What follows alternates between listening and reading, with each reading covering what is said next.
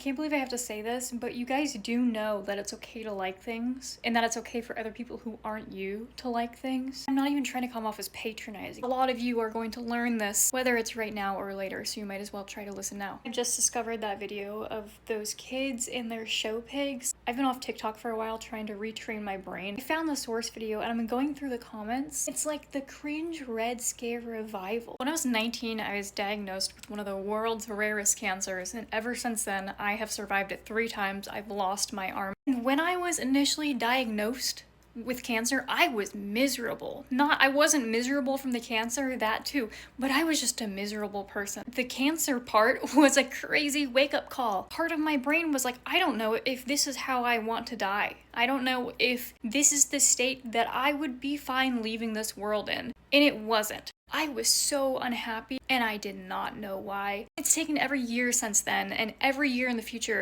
to deconstruct and understand where that unhappiness is coming from. And one of the main lessons that I learned, so much of my unhappiness with myself was being perpetuated and exacerbated by how much unhappiness I was directing at other people. I was so judgmental, and I like to think that I wasn't necessarily mean. I was really trying in the ways that I knew to be a good person, but there was so much deep-rooted, internalized bullshit. Nobody is immune to society. You know, your parents influence us, your peers, everyone on TV and media. It's so easy to have your worldview defined by the people around you, and that's kind of what happens when you're young. I know a lot of people are gonna get to this point and they're gonna be like, it's not that deep. Not that deep. We're just having a little laugh, you know, they're just being a little bit cringe. And that's fine.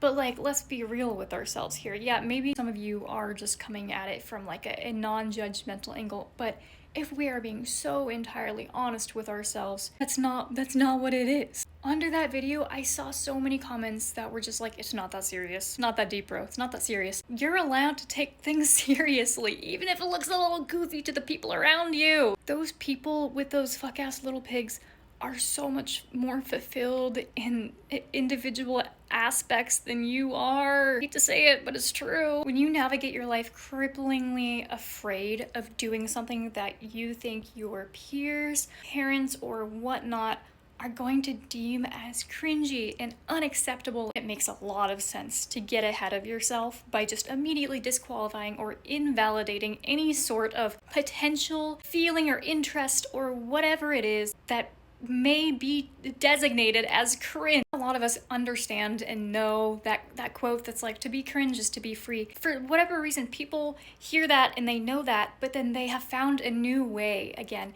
to perpetuate within themselves and just like socially move the goalposts. It's a different kind of cringe, and the cringe that they're laughing at now is actually an unacceptable kind of cringe. No, this is a separate kind of cringe because it's redneck, and those people are worse than you. I would navigate life walking around and meeting people and having these feelings and like knee-jerk judgments and reactions and just internal criticism. All of a sudden, I realized that if I analyzed it like 80% of the time, the thing that I was seeing and really disliking in somebody else was something that I really disliked and had disowned about myself. Pretty much all of the time, it had nothing to actually do with the person or their morality or their interest. It was entirely me unconsciously saying, hey, if I learned that I'm not allowed to be that thing, then how dare you? Have you no shame or self-awareness? I think a lot of people come to a point where they're confusing self-awareness with authoritarian self-policing. Because over the years, I started having those conversations with myself where I had to work through my own self-hatred.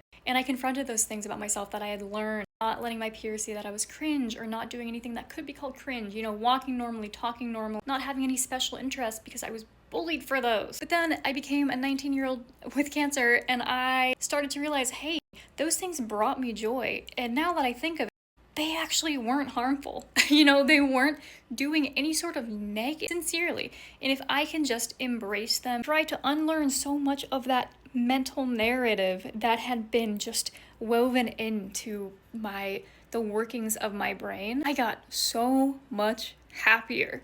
It's actually insane. Not only am I happier in my own self, but I'm happier for other people. Guess what? No harm is done. Nothing bad happened to me because I had to accept that people with their show pig just sincerely lock in. Right now, I accept that is a thing that they do and that it's going to happen regardless.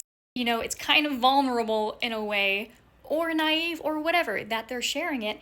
Doesn't matter. It didn't hurt. You're allowed to have the initial thought, that knee-jerk reaction of, oh, that is silly. The part that's really gonna matter in the long run is that you learn to catch yourself before either acting on it or saying anything about it. And you go back and reshape that conversation that you had in your head and say, okay, I think this is silly, but whatever. Maybe I like stuff that a lot of people would classify in this degree of cringe, and would I want all these people saying these things about me? No. I don't want this to just be a topical, like, oh, if you have nothing nice to say, don't say it at all. Like, yes, that, but also another thing that is more internal than anything, because I'm not necessarily saying stop picking on these kids.